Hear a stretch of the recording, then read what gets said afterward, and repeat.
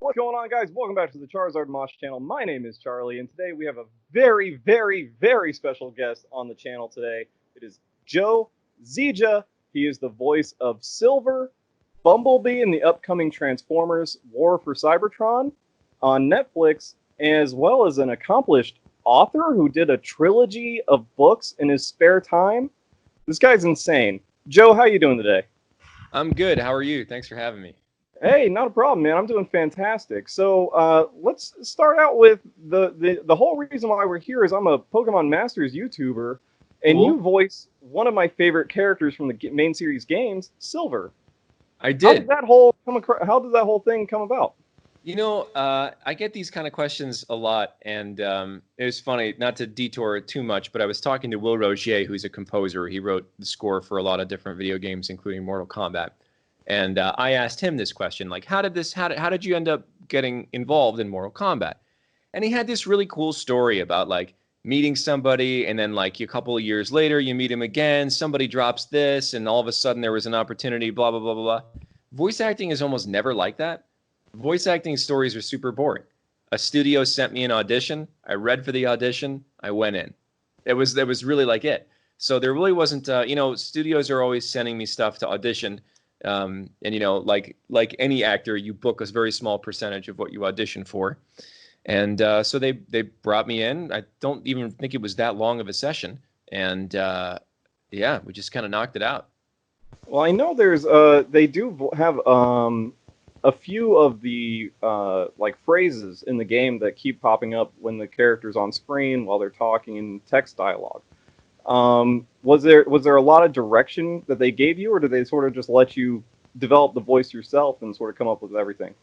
I find that with most video games, the direction kind of comes up front when you're sort of developing the character. You'll spend and sometimes it may not even be that case.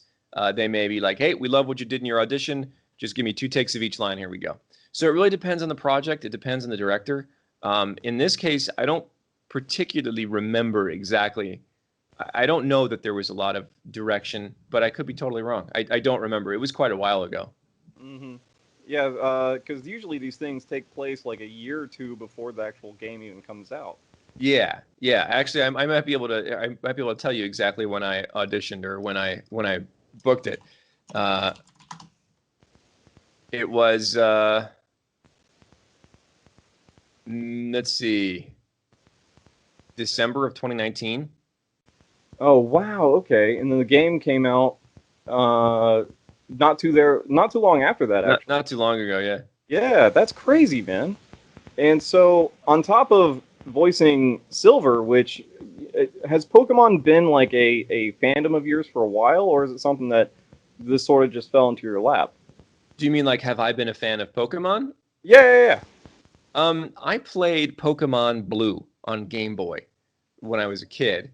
I played Pokemon Snap, and then I streamed for a little while Pokemon Sword and Shield. I think we did Sword. Uh, but on the whole, I wouldn't say that I'm like a major Pokemon fan. I think the games are neat. I like the community that's built up around them. I think it's cool. I really liked what Niantic and Nintendo did with Pokemon Go. I thought that was a really neat phenomenon that kind of changed the way we think about games. Uh, so yeah, I wouldn't say like I'm a hardcore fan, but I know of it and I definitely appreciate it. Well, being an original and OG Pokemon Blue player, Yeah, I was the same generation. I was Red and Blue and Yellow, and then it just kept growing from there. good, good. Uh, so, what other sort of fandoms are you into? What got you into anime and video games? I think it all for me. It kind of all started when I was super little, watching like Voltron, like the original Voltron and like G1 Transformers series. That kind of stuff like really lit me up when I was a little kid. I started getting into JRPGs when I was like 7. I borrowed a copy of Final Fantasy 2 or Final Fantasy 4 from a friend of mine to play it on. I think I remember saying that like I'll beat it for you. He was just like he didn't want to play it anymore, so like I beat the game for him. I don't remember where we started in the game, but yeah, and that kind of caught the bug there, and from then on, I played everything with the words Final Fantasy on it, and anime came a little bit later. Um, Probably not until I was in high school. We started, a couple of friends and I started getting into like Trigun and Cowboy Bebop. And then I think I took a break for a little bit and then got back into it. So yeah, I don't really know how it developed for me, but kind of little bits and pieces over time. I've been usually more into like the gaming crowd than I have been into the anime crowd, though I do enjoy and watch a lot of anime. Yeah. And so you said that Final Fantasy's sort of been your mainstay franchise for getting into video games. Hmm. What other sort of video games have you expanded on, or are you just sort of stuck with RPGs? I will play anything. Like, it's either has to have really entertaining gameplay or a really entertaining story. I will absolutely sacrifice one for the other. I mean, like, one can say that, like, going back and playing Final Fantasy VI, the gameplay is you're selecting things from a menu. Like, that particular gameplay doesn't necessarily age well, but the story still holds up. So I will go back and play. I just played it again like a couple months ago. Um, but on the other side, I will play games that are like really interesting to play, but don't have too much of a story. And I can't think of any of those examples off the top of my head. But no, I'm really attracted to games that use storytelling, use the medium of gaming to tell stories in a really unique way. One of the games I played, is it early this year or the end of last year, called The Talos Principle. I really enjoyed that. Uh, the way that like you can build a narrative in a first person shooter that's a silent protagonist is a puzzle game, a la like Portal or something like that. Those are really cool ideas. So yeah, I'm really interested in games and doing interesting things, even if sometimes like they stop feeling like games. This War of Mine, for example, which is just like a way for you to experience how life sucks in the middle of a war-torn country. Uh, those ideas are really attractive to me. I mean, the way that they've, especially since the 90s when they really started to dive deep into story in video games and how video games can be a entirely new medium for storytelling. Like the whole the whole industry is just sort of expounded on this idea of being able to tell really great stories. And as the technology sort of just naturally advanced, we've been able to get better and better graphics that can match these really high quality stories. Right. Ooh. Some fell down behind me. A little picture fell down. Hey, at least gravity's still working, man. Gravity works. And so, tell me a little bit about your history. Where did you come from, and how did you get to be this really prolific voice actor in Los Angeles? Yeah, it's kind of a bizarre story. I grew up in a small town in northern New Jersey, and I don't remember what the impulse was, but I eventually ended up going to the Air Force Academy in Colorado, commissioning as an officer. I spent 10 years between the academy and active duty, and then 1 year of reserve duty. It was about 10 or 11 years of my life, just kind of in the government service vein as an officer. Kind of realized fairly early that I didn't want to be a careerist. I didn't like having bosses. I didn't like having to move every 2 years. Wasn't a huge fan of war on the whole, and so eventually I got out, and the follow-on for many people who get out of the military is they immediately look to government contracting because that's where a lot of your skills cross over. So that's what I did. I was a government contractor for various organizations in the DC area for 2 years. In the middle of that, I kind of very randomly discovered voice acting. On a Saturday morning when I was on reserve duty, a friend of mine was like, hey, I said, I've always wanted to try voice acting. And he's like, well, my company used to hire people to do some corporate stuff from this website. You should give it a shot. As a hobbyist musician, I understood how to put pieces of audio together and make a good recording. And so I booked the first thing I auditioned for. And then I was like, wow, can I do that again? And then within 8 months, I was booking so much that I basically told my government job that I either needed to quit or go part-time. Because I had been working like 16-hour days for that year, and it was miserable. Yeah, that trust me, I was a corporal in the Marines. I understand the long government days can be Yeah. a little tiresome and weary on the body. Yeah, it was a long government day followed by all the voiceover. Yep. So it was like, it wasn't like the government was making me do 16-hour days. It was I had two full-time careers.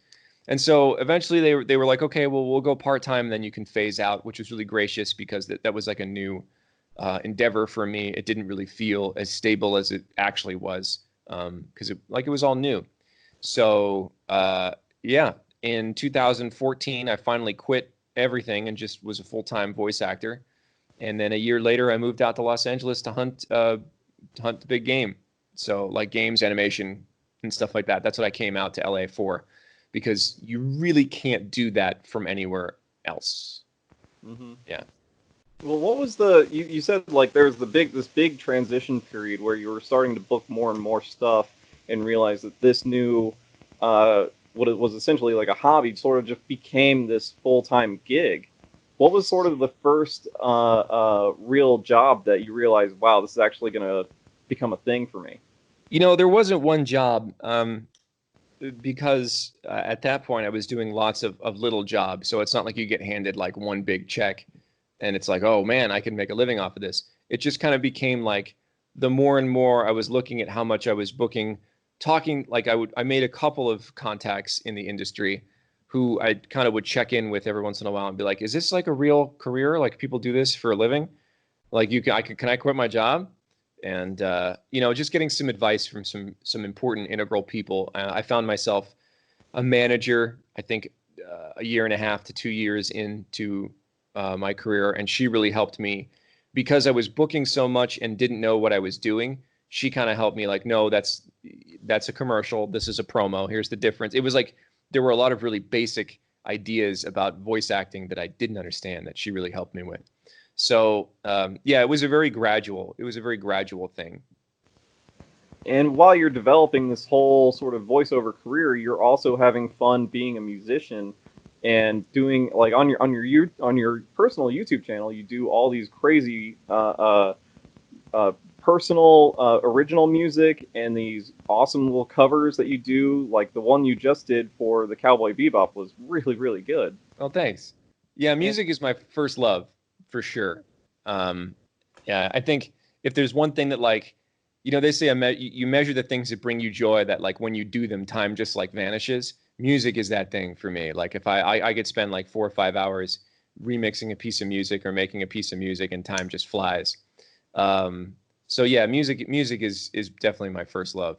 I've always been a huge fan of video game music. The first CD I bought with my own money was the Final Fantasy VI original soundtrack. Like I called Squaresoft and ordered it on the phone.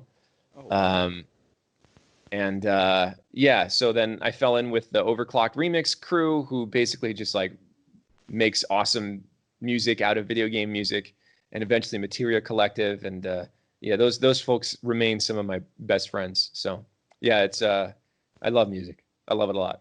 Yeah, I sort of grew up in the punk rock scene in Orlando, Florida, and for me it was just about the freedom that music can give you, and the sort of personal liberty that it grants you with your.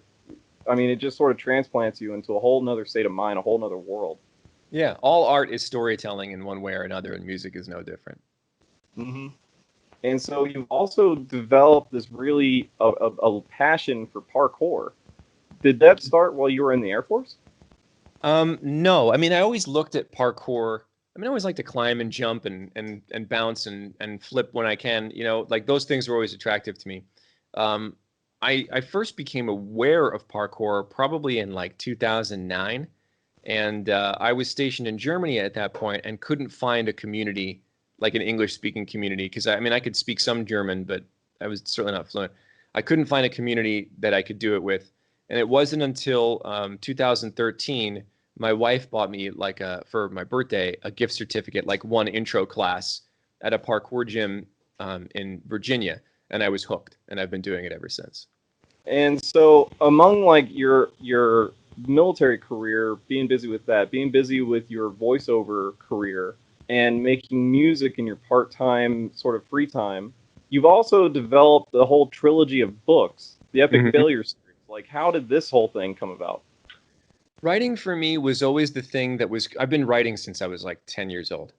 Um, I think I finished my first book when I was 17. It was awful, and no one will ever read it. But back in like 2010, I was kind of like, I really want to get out of the military. I want to get out of the 9 to 5.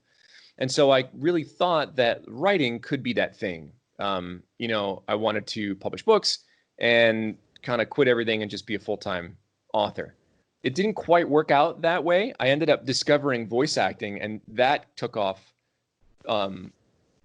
Probably, geez, when did it take off? I had just finished the book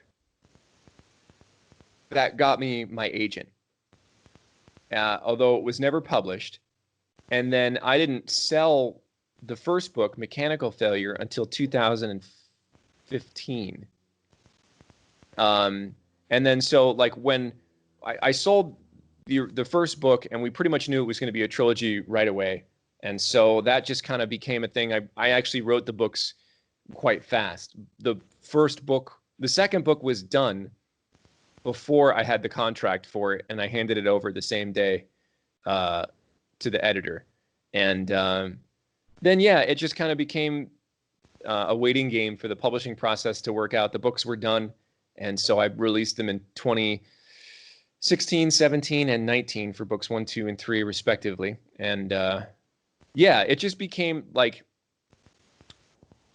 the real path to publishing for me was I had just finished writing a bunch of like real deep epic fantasy stuff because I thought I was going to write epic fantasy. I love epic fantasy.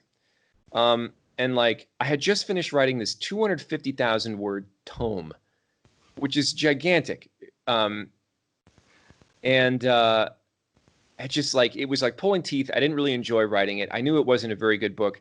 So I sat down and I wrote this book called Death Bear and the Snuggle of Doom, which is exactly what it sounds like. It was like this goofy, almost like a Terry Pratchett fantasy kind of thing. Oh, okay. And that's what perked the interest of my agent, who was like, I like this. Can you write more of this? We pitched it to a publisher. The publisher was like, I really like this. It's too weird for me to pitch to the rest of my team to get on board. But we're starting a new imprint at Simon & Schuster. We would like somebody who can write funny military fiction. You're military, you're funny. Can you write this? So I pitched the Epic Failure trilogy, and they bought it. So that's kind of how that kicked off. Yeah, I was gonna say because it takes the protagonist is Sergeant Rogers, who's sort of this really sarcastic kind of a guy that drops out of the military and becomes a smuggler, and then through life situations he gets pushed back into the military, into this new war that's sort of happening throughout the galaxy. Right. And so, did you involve? I know you had to inject some personal stuff that you've endured through the actual military. Oh, for sure. Yeah, I mean, like the whole idea of Rogers going back and coming out of one military and going back into another one is basically just an analogy for pre 9/11 and post 9/11 military culture. Pre 9/11 culture was very like whatever. It was a little fratty, like people throwing parties and stuff like that. The original title of Mechanical Failure was The Dim Beer Light, which I don't know if there's beer lights. And you're a Marine, right? Yep. Mm-hmm. Yeah. So I don't know if there's a beer light in the Marine Corps, but there is in the Air Force. It's basically like there's a light in the squadron where when you turn it on Friday, usually like at like noon, work stops and the beer comes out. So like that was pre 9/11, right? Then post 9/11, everything was hyper professionalized, very serious, no fun, no joking. It was a completely different military. And so I wanted to see what would happen if you took a character from the pre 9/11 military, have him take a break, and then plug him into the post 9/11 military, obviously with much lower stakes. But yeah, I mean, Rogers was a way for me to lampoon a lot of the stupid crap that I saw in the military. A lot of the not so qualified people who were leading thousands of troops, that kind of thing. So yeah, it was a way for me to kind of poke fun at a lot of the world's largest violent bureaucratic organization. Is that sort of like when you were getting in that transition period to becoming a voice actor, did you realize like, hey, maybe this artist life, being able to express myself in all these various forms, whether it be written, whether it be musically, whether it be as a voice actor, did you realize that, hey, I'm actually an artist? This is something that I've always had a passion for? It's funny. I really don't think of myself as an artist. Like if someone said like, "Hey, you're an artist," like that would kind of set me back on my heels a little bit. Um, but I guess in many ways I am.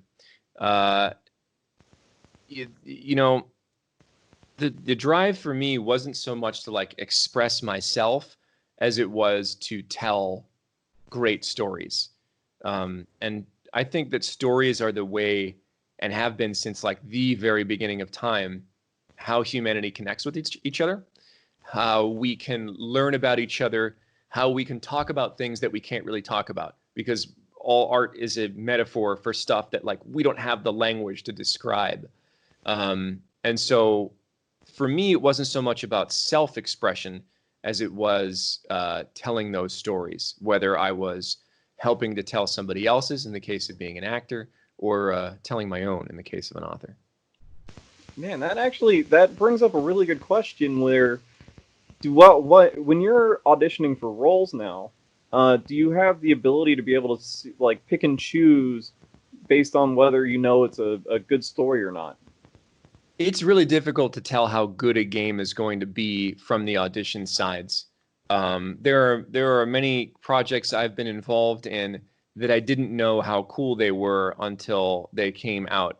There was a game called Oxenfree that I was a part of back in like 2015 or late 2015, early 2016, and that was kind of a pretty random booking that I got through someone who worked on the sound team, and like the two producers like came over to my house and like just kind of like did this sort of random VO session, and it turned out to be like an award-winning game. Um, that the story was great, and I was happy to be a part of. So like you never really know what Mhm. you're doing. And then there are some games that like, that it's all very like polished, like everything comes to you very polished, and then they'll turn out to be not that successful. So or like you can't even judge the quality of a story while you're in it for the most part, because in games you're all recording alone. You rarely have the context for what is going on outside of your very narrow scope. Even in Fire Emblem, where I had a ton of context, probably the most context I've ever had in any game, because I had everybody's lines there with me. I only had the context for Claude's story. I had no idea what was going on in any of the other arcs. If that person didn't interact with Claude on a constant basis, no idea what's going on in their head. So yeah, you can never tell if the story is going to be good or worth it, or whatever, when you're auditioning, or most of the time when you're recording it.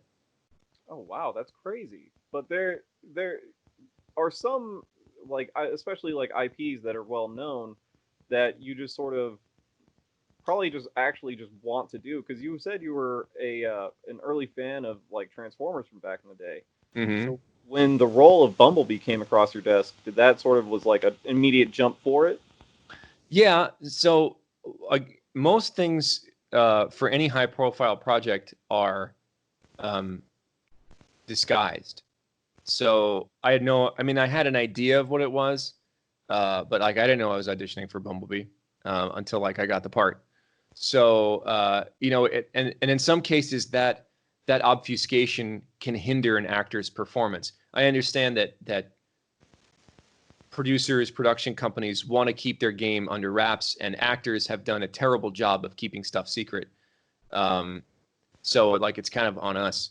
Uh, but a lot of times, like if I don't know, I'm going to deliver something very differently if I know this is prelay animation, this is dubbing, this is a JRPG, this is like Dragon Age. All of those have very, very, very different styles. And my performance is going to be hindered by that lack of knowledge. But, like, you got to do what you got to do. And I understand why game companies want to keep stuff secret.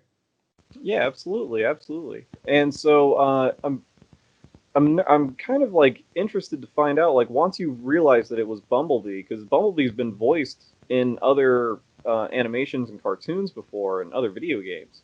Did you sort of go back through those old voice actor uh, uh, animations and games to sort of get a little bit of a feel for Bumblebee, or did you just did you strictly stick to what the producers sort of asked you to stick with? Yeah, I didn't look up anything. In a lot of cases, like it was funny when I came out with the like I'm the new voice of Bumblebee. A lot of people were like, Bumblebee has a voice, because all they know is the Michael Bay stuff. Yep. So in some ways, I'm stepping into it fresh because Bumblebee really hasn't talked a whole lot in the last 15, 20 years. In another way, it was very clear from the first session of War for Cybertron that this is a very different idea of who Bumblebee is, which was really cool. I mean, you'll get to see it. The show's coming out in 27 days now, so just under 4 weeks. But the Bee you knew from G1 Transformers in the 1980 is not the Bee that I played, and it's a really interesting take.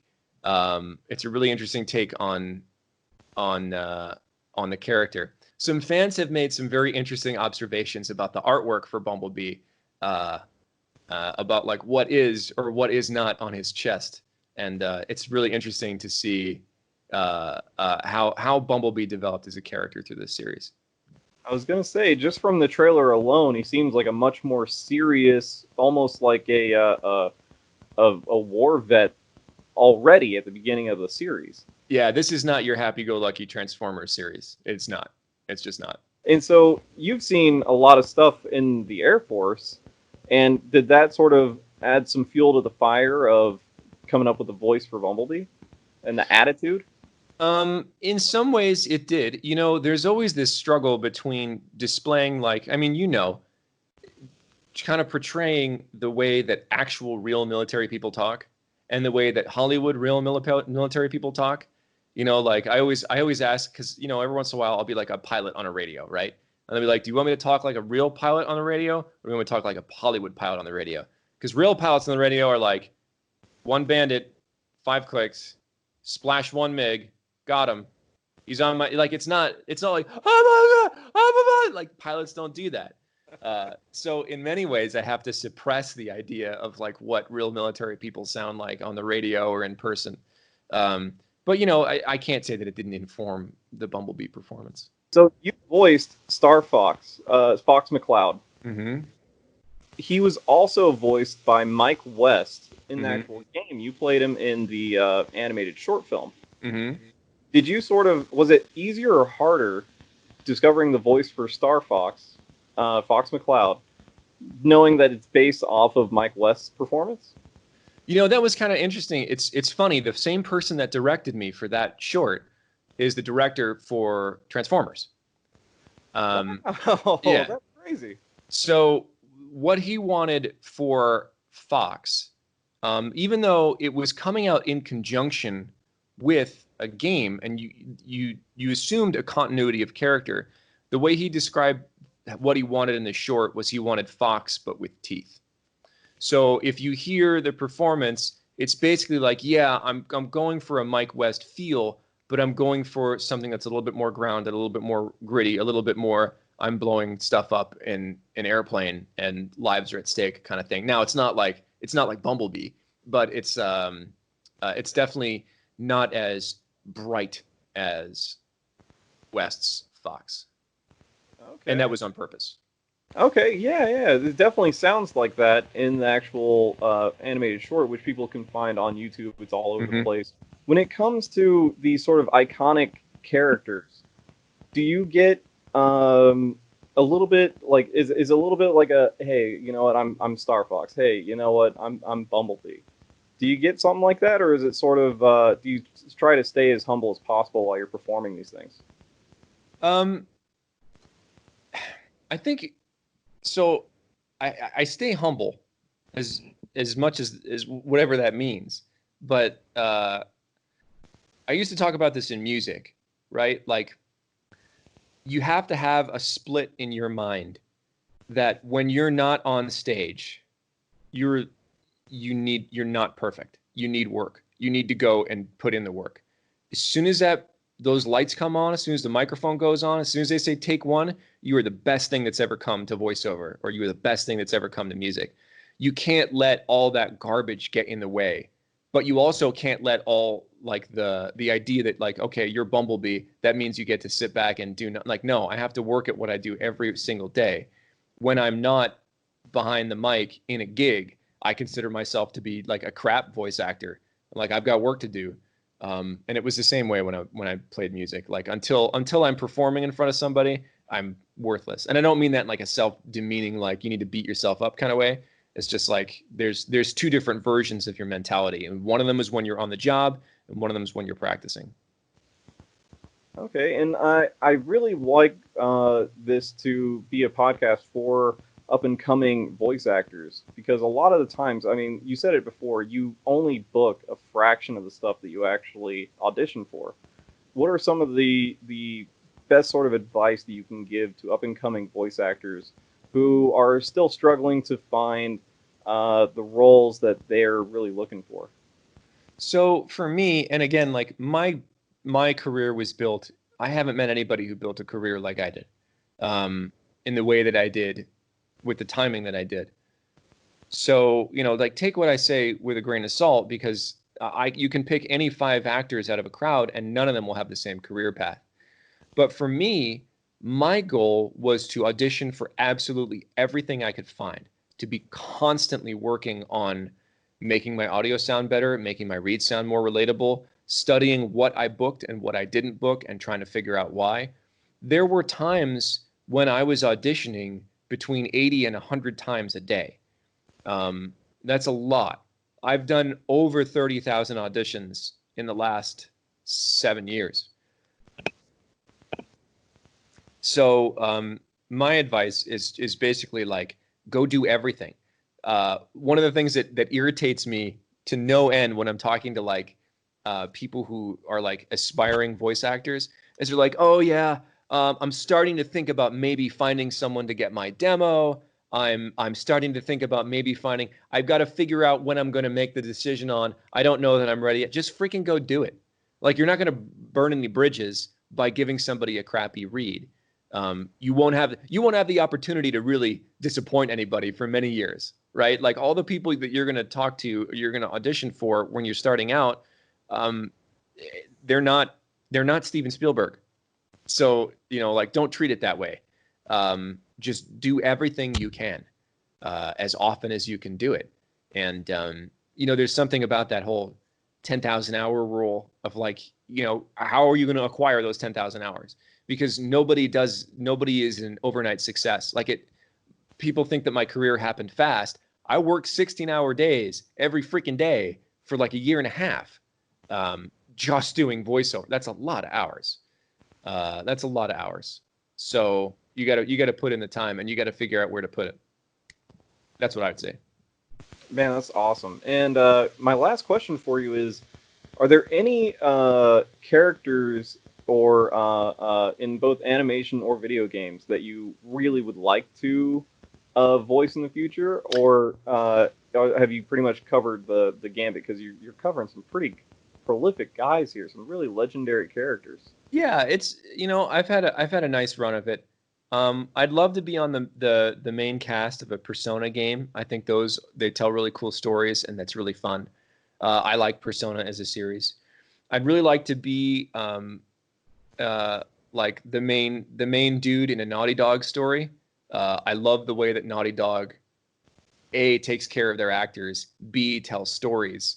The Last of Us, The Last of Us 2, and Uncharted, and all the things that Naughty Dog has done.